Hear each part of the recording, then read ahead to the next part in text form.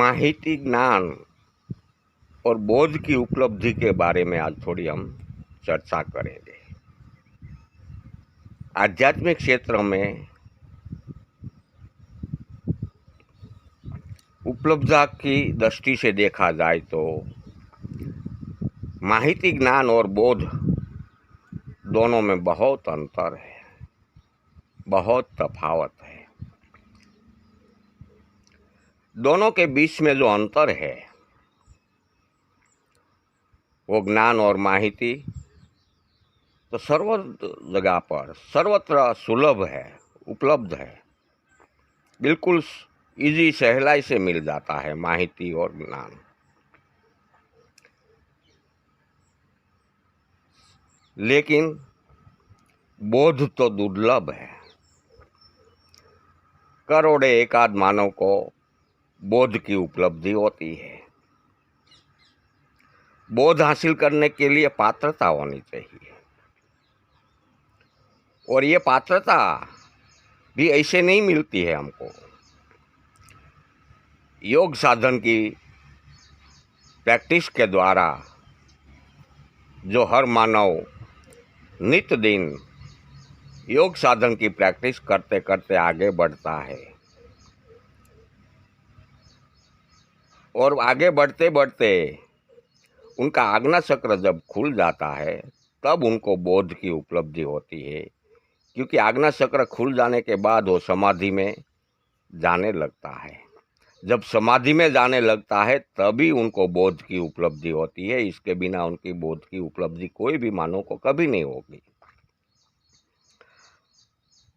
पात्रता की परिपूर्णता ही तब होती है। इसके बिना बोध होना शक्य नहीं है। बोध हो ही नहीं सकेगा कभी।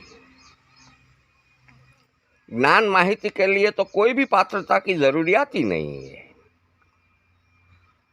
जहां भी जाओ वहां माहिती, ज्ञान मिल जाएगा। वो सर्वत्र उपलब्ध है, आसानी से उपलब्ध हो जाता है, और मुक्ति में उपलब्ध हो जाता है, मुफ्त में उपलब्ध हो जाता है। इसके लिए कोई योग साधन की जरूरियात ही नहीं है। ऐसा भी कहा जावे कि जबरन उपलब्ध हो जाता है, माहिती, ज्ञान जबरन उपलब्ध हो जाता है, ऐसा भी मेरी दृष्टि से कहा जावे। और बोध की उपलब्धता तो दूर की बात है, मानवों के लिए संभव ही नहीं है। जब तक योग साधन की प्रैक्टिस नहीं होती, और योग साधन की प्रैक्टिस करते करते उनकी पराकाष्ठा पर जब कोई मानव पहुंचता है तभी बोध की उपलब्धि होती है, जिसको आत्मबोध का कहा जाता है। इनके बिना नहीं हो कभी, ये पात्रता हर किसी मानव के लिए भी संभव नहीं हो सकेगा। अरे सामान्य मानव की तो बात छोड़ो,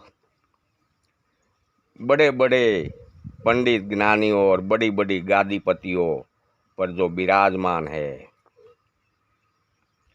जो आध्यात्मिक क्षेत्र के महामहिमों कहा जाता है, वहां भी ये पात्रता दिखती नहीं है।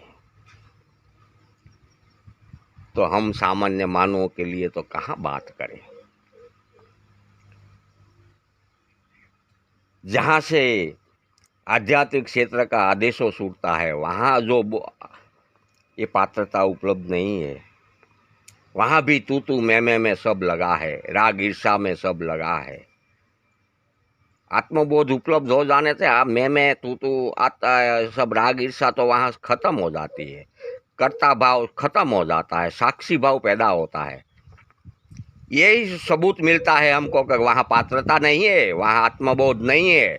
आत्मबोध नहीं होने से, पात्रता नहीं होने से ही तू मैं ऐसा अहंकार रहता है, राग ईर्षा रहती है। नहीं तो वहाँ कभी आत्मबोध होने से, कर्ता में से साक्षी में जाने के कभी ऐसा नहीं हो सकता।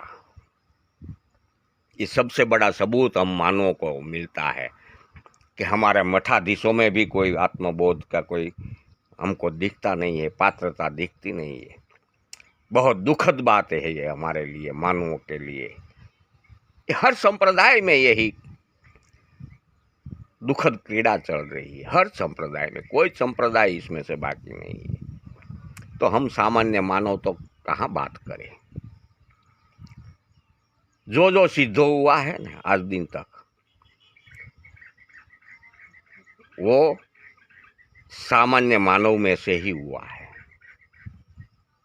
मठाधीश डिक्लेयर होने के बाद वो कभी कभी सिद्ध नहीं हुआ है। आज दिन तक हमने देखा है सिलसिला सिद्धों का, उनका जीवन चरित्र देखा है। वो सिर्फ एक झुपड़ी बांध कर रहते थे, उनके पास कोई मंदिर भी नहीं था, कोई देवी देवता का फोटा भी नहीं था। जहां जहां सिद्ध हो गए हैं वहां हमने देखा है। ऐसी बातें नहीं करनी चाहिए, लेकिन इस मानव समाज को सत्य का पर्दाफाश जरूर करना चाहिए मानव समाज के सामने, कि बोध की उपलब्धि कब होती है, कैसे होती है, सत्य क्या है, असत्य क्या है। ये सब मानव समाज के सामने योगी का एक धर्म है कि मानव समाज के सामने उसकी प्रस्तुति जरूर होनी चाहिए।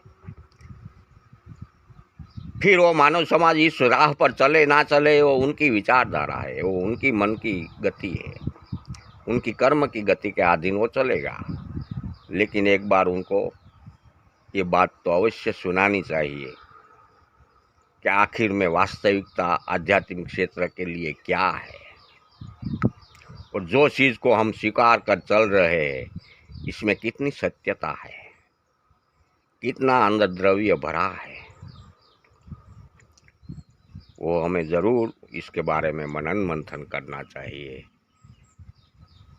मनन मंथन हम मानव करते नहीं है, इसलिए हमारी दुर्गति होती है। इसलिए ये मदारी जैसे लोग हमको नचाने के लिए मजबूर कर देते हैं और हम नाचने लगते हैं।